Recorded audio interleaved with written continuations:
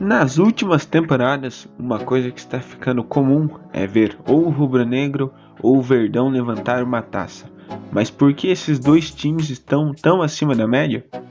O que será que eles têm que os outros não? Muita gente pode pensar, que investir em elenco e patrocinadores que estejam dispostos a investir muita grana nos clubes é o que diferencia eles. Isso é muito importante, eu concordo. Mas por que nos primeiros anos de investimento pesado, a gente tinha piadas do Palmeiras sempre sucumbir para o Corinthians e do Flamengo sempre ficar no cheirinho? Vocês lembram desses memes? Não são tão antigos não, gente. Por isso, o dinheiro ajuda, mas não dita a organização de um time. E se você quiser entender tudo, fique comigo até o final do vídeo. Deixe seu like e se inscreva caso for fã de futebol. Eu sou o Cezinha e esse é o Fute dos Mestres. Nesse último final de semana, vimos o Flamengo ser campeão da Libertadores e alguns dias atrás da Copa do Brasil.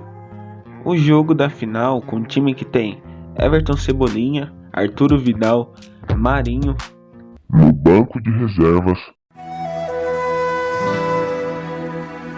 venceu o time do Atlético Paranaense por 1-0, com gol do Gabigol, após um lance bizarro do Pedro Henrique, que já tinha amarelo e viu um lance que não tinha muitas chances de representar uma ameaça e pensou, vou fazer uma falta para amarelo, e acaba por levar o segundo amarelo e ser expulso, e não tirando o mérito do Ayrton Lucas, que foi muito bem, não só nesse lance, mas no jogo em geral.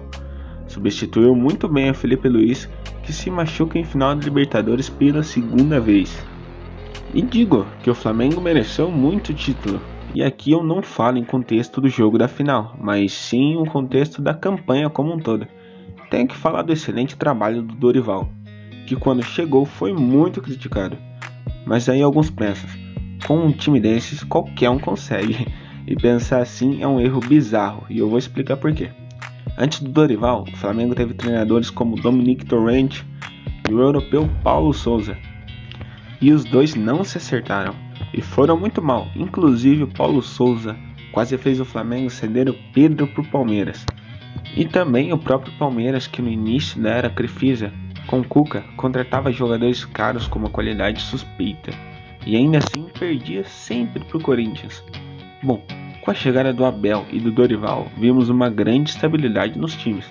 Hoje o torcedor das duas equipes sabe de cor a escalação titular, e antes que alguns confundam com monotonia ou previsibilidade, eu pergunto, para que alterar um esquema tático que dá certo? Já ouviu o ditado, time que está ganhando não se mexe? Os dois apresentam seus 11 titulares e reservas à altura e qualificados o suficiente, como já dei o exemplo do Ayrton Lucas aqui nesse vídeo. E quero que vocês deixem a sua opinião nos comentários. É o Flamengo e o Palmeiras que estão muito acima da média, ou os demais times do país estão muito abaixo? Falando isso seguindo a própria declaração do Vidal, dizendo que o Flamengo, pelo time que tem, jogaria facilmente uma Champions League. E o Jorginho do Chelsea declarou em um podcast que se na final do Mundial do ano passado o Palmeiras saísse vencedor, não seria nada absurdo, pois eles conseguiram impor o jogo deles. E teve até o momento da partida, que foi depois do gol de empate de pênalti do Veiga, o Palmeiras foi superior ao Chelsea, que só ganhou por ter se aproveitado dos erros individuais que a equipe do Palmeiras cometeu. E falando do Flamengo em 2019 contra o Liverpool, óbvio que era um time totalmente diferente daquele que a gente tem hoje, apesar de jogadores como Gabigol, Everton Ribeiro, Felipe Luiz terem se mantido. O Flamengo jogou de igual para igual com o Liverpool, e não foi lá uma vitória tão fácil assim para os Reds, que acabaram vencendo com o gol do Firmino e um ataque muito bem aproveitado. Agora a grande dúvida é se vai ser assim também com o Real Madrid de Vinícius Júnior, Benzema, Courtois e vários outros. Será uma baita de uma partida, disso eu tenho certeza.